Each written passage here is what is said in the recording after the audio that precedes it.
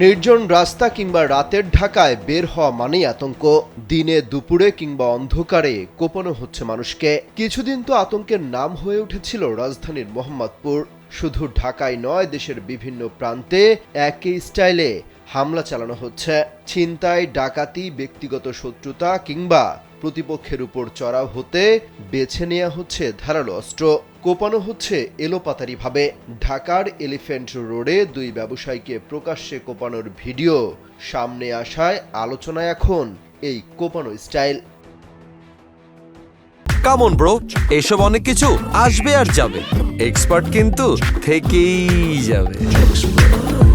গণমাধ্যমের তথ্য বলছে, গেল 1 থেকে 2 মাসের মধ্যে শতাধিক হামলার ঘটনা ঘটেছে, যেখানে শুধু কোপানোই হয়েছে প্রতিপক্ষকে।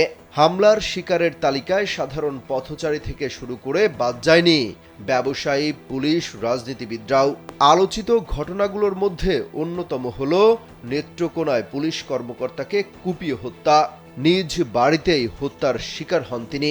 আলোচিত আরেক ঘটনা আছে ফরিদপুরে। সদর উপজেলায় একটি ফিলিং স্টেশন থেকে তুলে নিয়ে উবাইদুর রহমান খান নামের এক যুবককে পিটিয়ে, কুপিয়ে ও চোখ উপড়ে হত্যা করা হয়েছে। বাদ যাচ্ছে না যুবলীগ নেতাও। শাহরিয়ার সাচিব ওরফে রাজীব নামের বরিশাল নগরের 21 নম্বর ওয়ার্ড যুবলীগের সাবেক সাধারণ সম্পাদককে কুপিয়ে জখম করা হয়েছে। গাজীপুরে ভাড়ারুলে এক ব্যবসায়ীকে কুপিয়ে হত্যা করা হয়েছে। চাঁদা না দেওয়ায় তাকে হত্যা করা হয়। এছাড়াও হঠাৎ চুরি, ছিনতাই, ডাকাতি বেড়েছে রাজধানী সহ আশপাশের জেলাগুলোতে।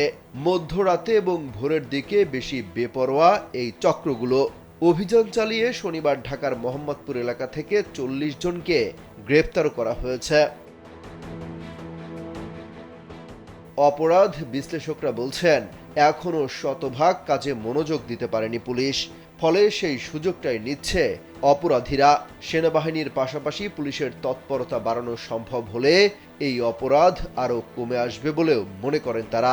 একটি হচ্ছে যে এই ধরনের প্রকাশ্যে যে অপরাধগুলো, অর্থাৎ কাউকে গুরুতর জখম করা বা তাকে ধারালো অস্ত্র দিয়ে আঘাত করে তাকে হত্যা করা অথবা মারাত্মক পর্যায়ে জখম করার মতো যে অপরাধগুলো একটা সমাজে বা বাংলাদেশের বর্তমান বাস্তবতা বেড়ে যাচ্ছে, পেছনে অন্যতম কারণ হলো যে আইন শৃঙ্খলা পরিস্থিতি স্বাভাবিক করার প্রশ্নে বেশ কিছু ঘাটতি আছে। সেই ঘাটতির জায়গাটা আমরা এভাবে দেখি, কোনো জায়গায় বা কোনো বাস্তবতায় পুলিশ নিজেই নিরাপত্তা ঝুঁকিতে আছে। তখন পুলিশের পক্ষে পরিপূর্ণভাবে সক্রিয় হয়ে অপরাধীদের আইনি প্রক্রিয়ার মধ্যে প্রক্রিয়ায় নিয়ে আসা, সাধারণ মানুষের নিরাপত্তা নিশ্চিত করা কিংবা এদেরকে গ্রেপ্তার করে সাজার বা শাস্তি নিশ্চয়তা করা, সেটি পুলিশের পক্ষে সার্বিকভাবে সম্পন্ন করতে তাদেরকে হিমশিম খেতে হচ্ছে। আর এই যে পুলিশ যখন নিরাপত্তা ঝুঁকির মধ্যে থাকবে, সেটি যখন নানাভাবে প্রকাশ পায়, তখন অপরাধীদের অপরাধ করার ধরন এবং প্রক্রিয়াতে পরিবর্তন আসে।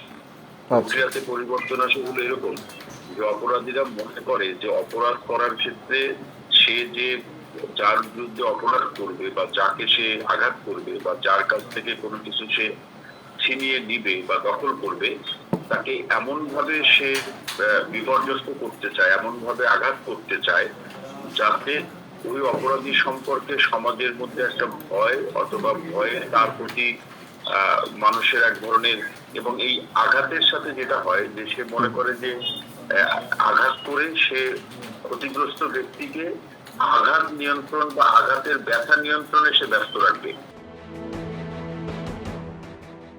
অমিত হাসান রবিন, কালবেলা।